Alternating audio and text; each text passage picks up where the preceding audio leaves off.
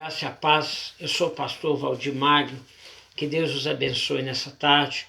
Eu quero compartilhar com vocês uma palavra de fé com o objetivo de nosso crescimento espiritual, de nós chegarmos numa maturidade espiritual o bastante para servir o Senhor, não só nas nossas igrejas, não só aqui quando estiver tudo bem, não só no trabalho, quando tudo vai bem, mas servir a Deus também no sinédrio, aonde ali palavras se tornam decisivas, palavras se tornam um direcionamento para o bem ou para o mal.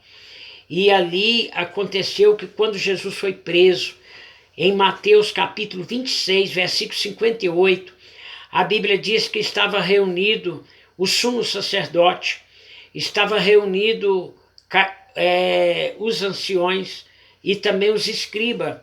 Então ali estava toda a autoridade que podia tomar decisões ali, importantes ali, concernente ao ministério terrestre de Jesus.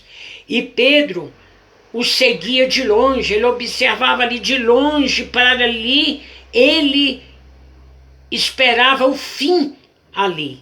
Olha, a esperança de Pedro era ver o fim de tudo o que ia acontecer ali. Pedro não estava entendendo nada, como ele não entendeu lá na transfiguração, quando apareceu Moisés, quando apareceu Elias e Jesus. Certamente eles tratavam ali da crucificação de Jesus que vinha adiante. E a voz que apareceu ali falando que era para ouvir Jesus.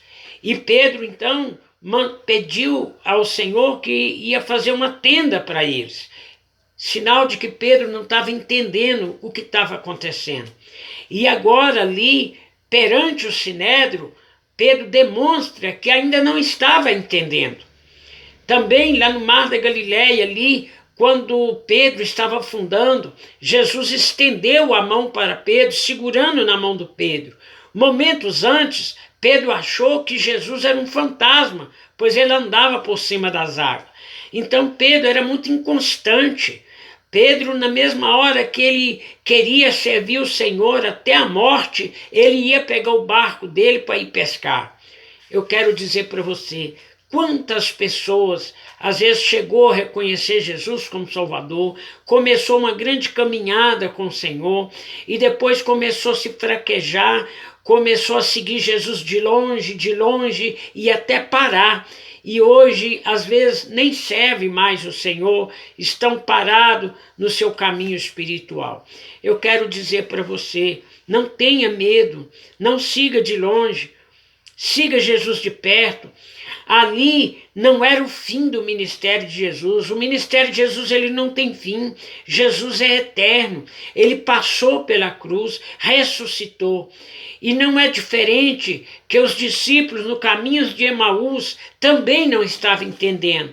Estavam comentando sobre Jesus Nazareno, um varão que tinha que vir para resgatar. De repente Jesus aparece no meio dele ali, daqueles dois discípulos, lá no Evangelho de Lucas 24, 32, e então chama a atenção deles e se revela para eles, como se revelou para Tomé, abrindo-lhe o entendimento. Olha, às vezes as pessoas estão caminhando com Jesus, mas o entendimento ainda está muito aquém daquilo que a palavra quer trazer para nós. O profeta Jeremias, ele fala no capítulo 33, versículo 3, clamas a mim, respondeste-ei, anunciar-te-ei coisas grandes e firmes que você ainda não sabe, esses tesouros, essas maravilhas, essas experiências, está na palavra. Essa experiência nós temos que buscar nos reis dos reis, no Senhor dos senhores, no mestre por excelência, que é Jesus Cristo. Um jovem por nome Daniel, com apenas 17 para 18 anos, foi preso, foi algemado e levado para a Babilônia. E lá ele foi trabalhar no palácio do rei, e ali ele dá testemunho, testemunho de vida, testemunho que enfrentou a morte ali, pois aquele povo adorava o Deus Bel, e ali houve um decreto para todos dobrar o joelho em cima desse Deus, para adorar esse Deus.